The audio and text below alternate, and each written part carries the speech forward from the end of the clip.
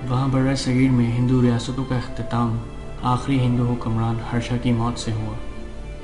ہندوستان بے ترتیبی کی وجہ سے چھوٹی چھوٹی ریاستوں میں بٹ گیا اور ہر ایک ریاست پہ اس کے اپنے الگ راجا کی حکومت تھی۔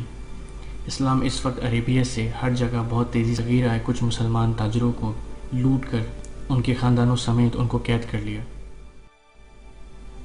اس دور میں 17 سالہ محمد بن قاسم کو قید مسلمانوں کی مدد کرنے بھیجا گیا۔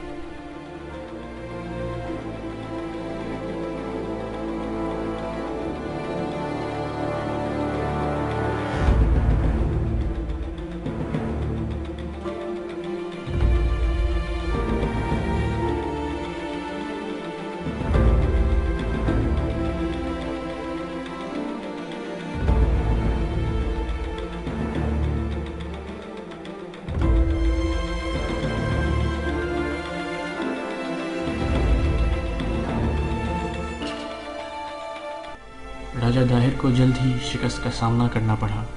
سندھ میں مسلمانوں کی حکومت شروع ہو گئی اور یہیں سے اسلام ہندوستان کی باقی حصوں میں پھیلنا شروع ہوا۔ محمد بن قاسم نے آہستہ آہستہ پورے ہندوستان کا نظام اسلامی طور طریقے اور اسلامی تہذیب سے بدل دیا، اور اس تمیز و تہذیب کی بدولت وہاں پہ رہنے والے بہت سے ہندو اور دوسرے غیر مسلم اسلام کے طور طریقے اور تہذیب سے متاثر ہو کر اسلام کو قبول کرنے لگے۔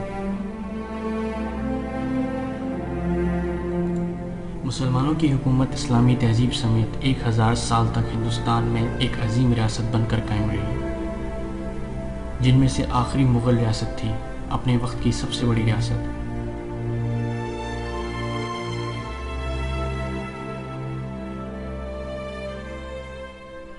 مسلمانوں کا زوال تب شروع ہوا جب سے بغاوت کا کھلا اعلان کیا، اور اس کے بعد شاہ جہاں جس نے پورا شاہی خزانہ اپنی بیوی کی یاد میں مجسمات بنانے میں لٹا دیا۔ بالآخر شاہ جہاں اپنے ہی بیٹے اورنگزیب نے مغل امپائر کے ہوئے نقصان کو بھرنے کے لیے ناکافی تھی۔ صورتحال بگڑتے بگڑتے بالکل قابو سے باہر ہو گئی، اور ایک دن ہندوستان میں مغل سلطنت کا اختتام ہو گیا۔ اب ہندوستان میں رہنے والے ہندو اور مسلمانوں کی زندگیاں ایک نئی حکومت کے ہاتھ میں تھی۔ ہندوستان کی تاریخ میں سب سے زیادہ ریسسٹ اور کہیں زیادہ ظالم انگریزی حکومت۔ انگریزوں نے ہندوستان میں اپنا پہلا قدم سن 1615 میں ایسٹ انڈیا کمپنی کے نام سے رکھا، جس کا بظاہر مقصد تجارت تھا مگر نیت کچھ اور۔ مغل سلطنت کے زوال کی وجہ صرف مغل حکمرانوں کی لاپرواہی نہیں تھی، بلکہ وہ لوگ تھے جنہوں نے ان لاپرواہیوں کا فائدہ اٹھایا۔ ہندوستان میں رہتے ہوئے انگریزوں نے اندر ہی اندر ہندو اور مسلمانوں کے بیچ کئی فسادات پیدا کیے، اور دوسری ہی جگہ ہندوستان میں اپنی عسکری قوتوں کو بڑھاتے رہے۔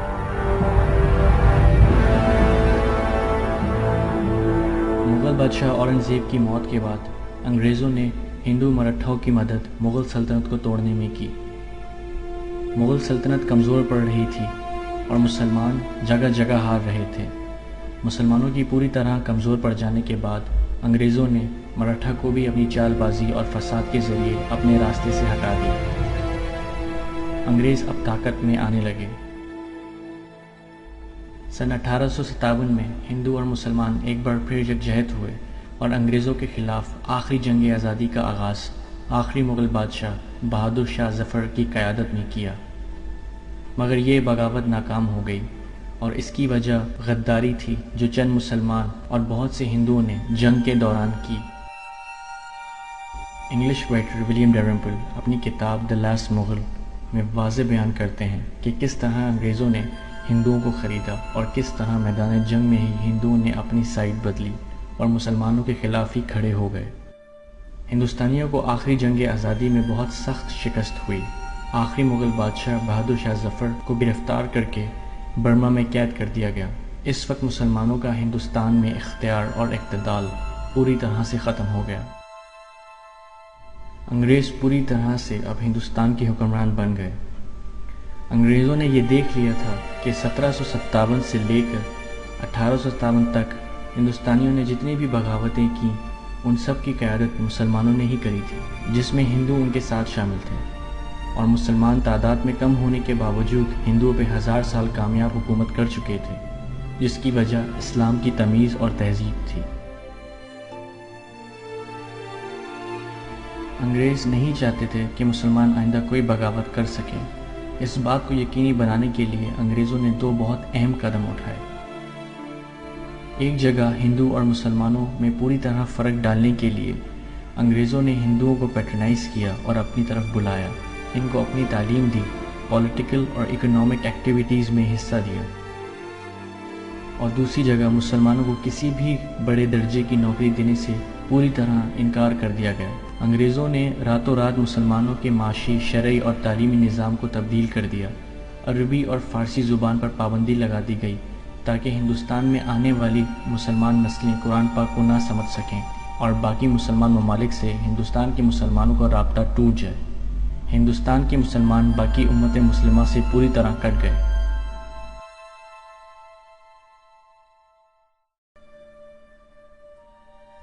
سن 1885 میں پہلی بار انڈیا کے لوگوں کے لیے ایک سیاسی جماعت بنائی گئی جس کو انڈین نیشنل کانگریس کا نام دیا گیا۔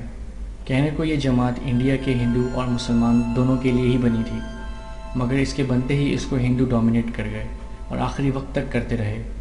اس کی وجہ انگریزوں کی وہ سیاسی تربیت تھی جو شروعات میں صرف ہندوؤں کو دی گئی۔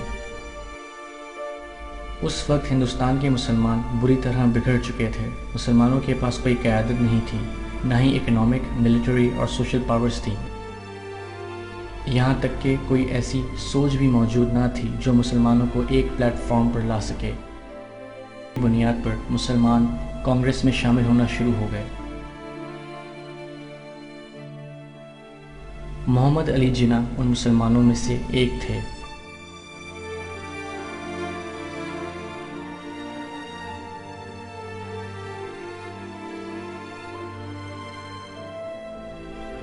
محمد علی جناح ایک بہت زیادہ تعلیمی یافتہ اور عزت دار بیرسٹر تھے جنہوں نے اپنی سیاسی زندگی کے ابتدائی 20 سال انڈین نیشنل کانگریس میں گزار دیے۔ ہندو مسلم یونٹی کے ان سے بڑے علم بردار انڈیا میں کوئی تھے ہی نہیں۔ کانگریس میں ان کے رہنے کا مقصد صرف ہندو مسلم یونٹی اور انڈیا کو انگریزی حکومت سے آزادی دلانا تھا۔ کانگریس کے ہندو ان کے مقصد سے تو بظاہر مطمئن نظر آتے تھے، لیکن کہاں 20 سے 30% مسلمان اور کہاں 70 سے 80% ہندو۔ ہندوؤں کی محمد علی جناح اور باقی مسلمانوں کو استعمال کرنے کی چال مسلمانوں بعد میں محمد علامہ اقبال نے سمجھائی۔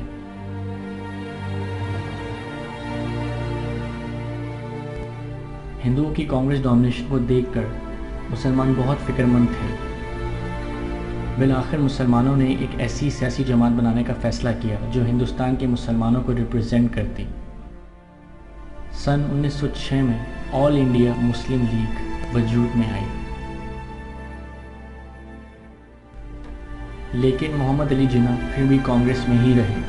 ان کی آخر تک ہر ممکن کوشش یہی تھی کہ ہندو مسلم یونٹی رہے اور ہندو اور مسلمان ایک قوم کے طور پر ہندوستان میں حکومت کریں۔ اس مقصد کو محمد علی جناح نے پریکٹیکلی سن 1916 میں لکھنؤ پیکٹ کے ذریعے کرنا چاہا، جس کا مقصد کانگریس اور مسلم لیگ کے بیچ اتحاد کروانا تھا۔